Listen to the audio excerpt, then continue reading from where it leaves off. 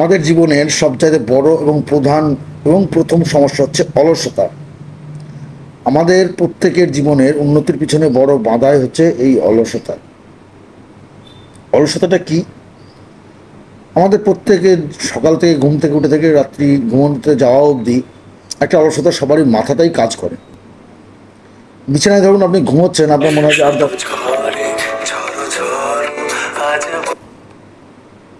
বিছানায় ধরুন আপনি 10 মিনিট ঘুমোচ্ছেন, আপনার মনে হবে যে আর 10 মিনিট ঘুমিয়ে নিই, আর একটু হলে উঠবো, এই তো হয়ে এসছে সময়, আর একটু শুয়ে নিই, একটু গড়িয়ে নিই বিছানায়।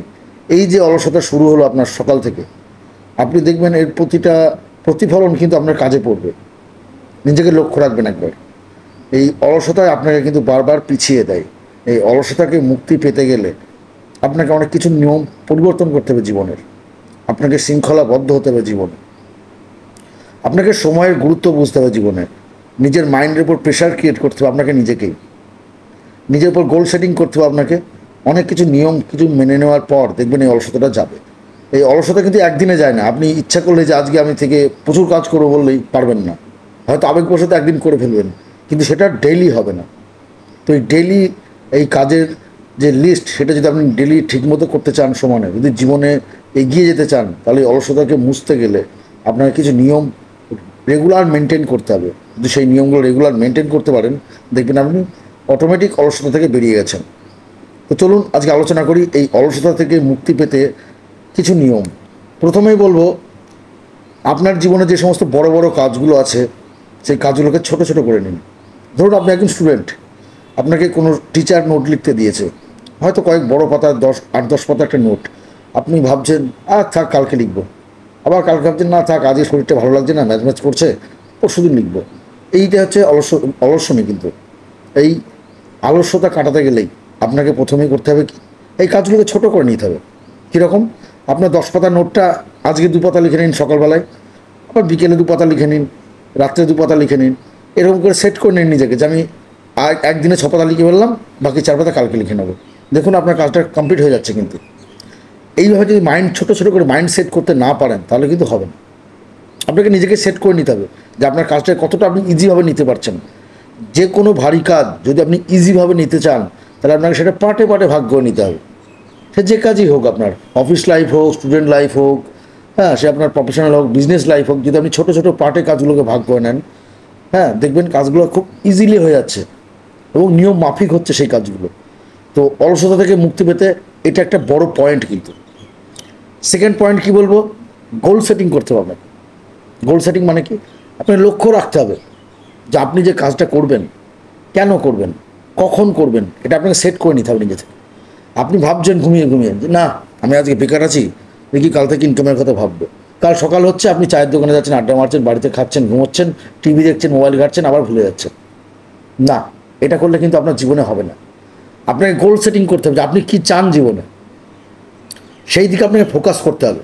সে হতে পারেন আপনি গৃহবধূ হতে পারেন, অথবা কর্মজীবী পুরুষ হতে পারেন, অথবা ছাত্র হতে পারেন, যে কেউ হতে পারেন। যদি আপনার লাইফে গোল সেটিং না থাকে, আপনার যদি টার্গেট পয়েন্ট না থাকে যে আমাকে এটার পর এটা করতে হবে, এটার পর এটা, যদি আপনি সেই স্টেপ বাই স্টেপ না যান, তাহলে কিন্তু আপনি পারবেন না। এর জন্য আপনাকে কী করতে হবে, রুটিন বানাতে হবে একটা, যে আমি ঘুম থেকে উঠে এই টাইম থেকে এই টাইমে এটা করবো, এরপর আমি এটা করে নেবো, তারপর এটা করবো। এই যে পরপর রুটিন সেটিং যদি আপনি করতে পারেন, দেখবেন আপনার কাজগুলো ঠিক হয়ে যাচ্ছে।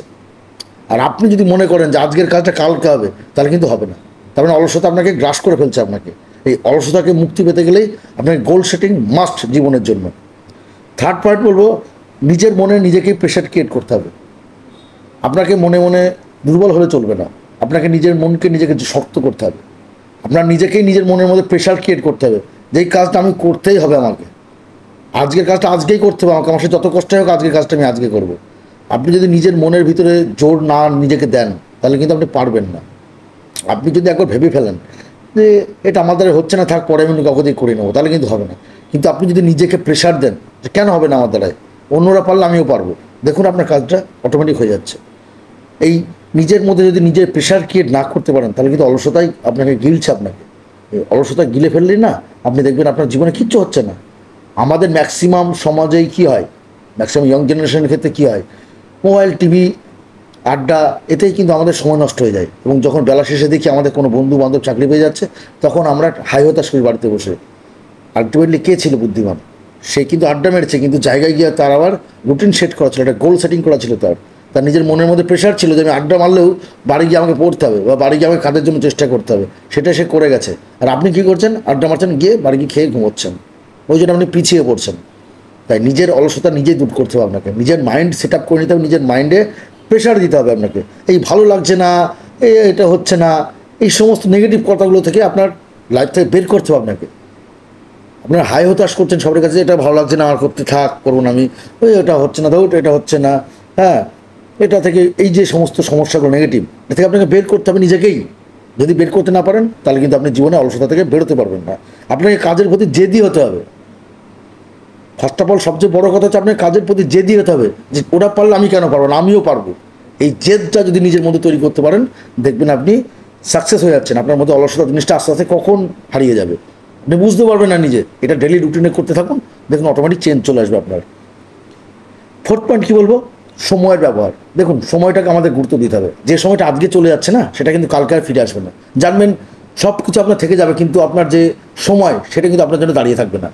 আপনার ঘরে যে শার্টটা রেখেছেন, সেটা কালকেও সেখানে থাকবে। আপনি যে টাকার বান্ডিলটা আপনার ব্যাগে রেখেছেন, সেটা কালকেও দেখবেন সে একই রয়েছে। কিন্তু আপনার পকেটে যে ঘড়িটা বা হাতে যে ঘড়িটা রেখেছেন, সেটার সময় কিন্তু আজকে যে সময়টা দিচ্ছে বা তারিখটা দিচ্ছে, সেটার সময় আগামীকাল কিন্তু সে একই তারিখ বা সময় থাকবে না। আপনি জানেন সময় কখনো কারোর জন্য দাঁড়ায় না, সময় আর স্রোত। তাই আপনাকে এই সময় যদি গুরুত্ব না বুঝেন, এবং সময়ের যদি অলসতা করে কাটিয়ে দেন, ঘুম থেকে উঠে একদম 10টা 11টায় উঠছেন, চা খাচ্ছেন, আবার মনে হচ্ছে যে না একটু ভালো লাগছে না, আর একটু ঘুমিয়ে নিই, ব্যাস একটু ঘুমিয়ে নিলেন, না, এভাবে যাবে না আপনার। এগুলো করা মানে আপনি ধরবেন আস্তে আস্তে অলসতা আপনাকে পুরো ঘিরে ফেলেছে, এবং অলসতা থেকে আপনি কোনো দিন বের করতে পারবেন না নিজেকে।